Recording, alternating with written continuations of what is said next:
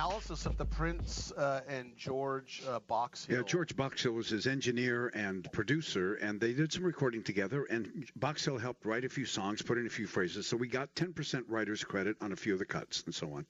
So it was kind of a big deal for him, and after Prince died, he still had 6 songs they had worked on together that had not been mixed down and mastered and released. So he said, well, I'll just take these songs and I'll make a little mini EP of these. I'll put it together. And if you buy the mini EP online, I will let you download. This was back when downloading was a little more complicated than it is now. I'll let you download the first song as a bonus. And so Prince's people said, no, you can't do that. You agreed that all of the tapes were ours. And in fact, here's your signature on a contract. He said, well, that's my signature, but where's Prince's signature? And oh, by the way, where's the signature of a representative from Paisley? They're not on there. Right. So everybody went to court. Well, the arbitration judge, because that's what they had an arbitration clause. So the arbitration judge ruled that even without a signature, the agreement was in place, and Boxill had to pay. I was wrong, but correct in my analysis. So you got a 1 and a 0. Each of you got 1 point. Boxill had to pay back $3 million in actual damages, plus $9 million. Plus $900,000 in costs, meaning the attorneys got their money. Good for the lawyers. Right? There you go, right? Boxhill's lawyer appealed the arbitration and lost, and the Prince estate is still suing Boxill for copyright and trademark infringement. And that, ladies and gentlemen, as we say, is case or no case. You know what? I was wrong on the outcome, but notice I'm patting myself on the back. My analysis was dead on, saying just because it's not a fully executed contract, it can be if the evidence shows by oral stipulation, or if you sit there and evidence shows that you acted that way.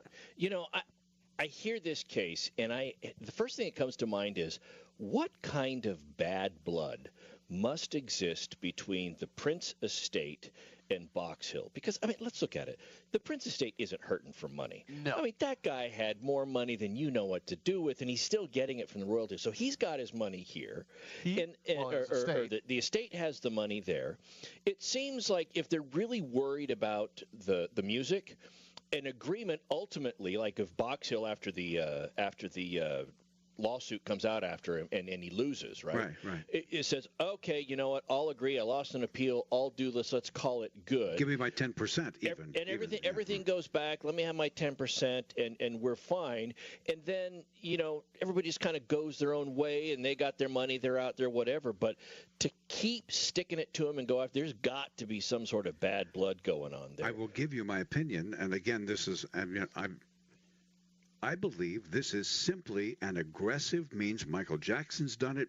Frank Sinatra's children have done this. Right. Aggressively protecting the brand. Yeah. To me, that's what it is. I mean, there's no other rationale that I can see, unless Boxill was a real jerk, but he wasn't. He and Prince were collaborators and creative mates, so I don't see where that would be. Yeah, and I like the point that you made there, because think about it. Everybody who likes Prince's music, sure, he's the guy singing, playing guitar, piano. I mean, the guy was a musical genius. Oh, yeah. But, you know, you can be as great as you want. If you don't have somebody that can put it all together and make it sound good and all that, nobody's going to listen to it. This guy deserves a lot of credit. If you don't have a great producer that's like a 3-time nominee of the Emmy Awards but never a winner, you will never go anywhere. I was waiting for that.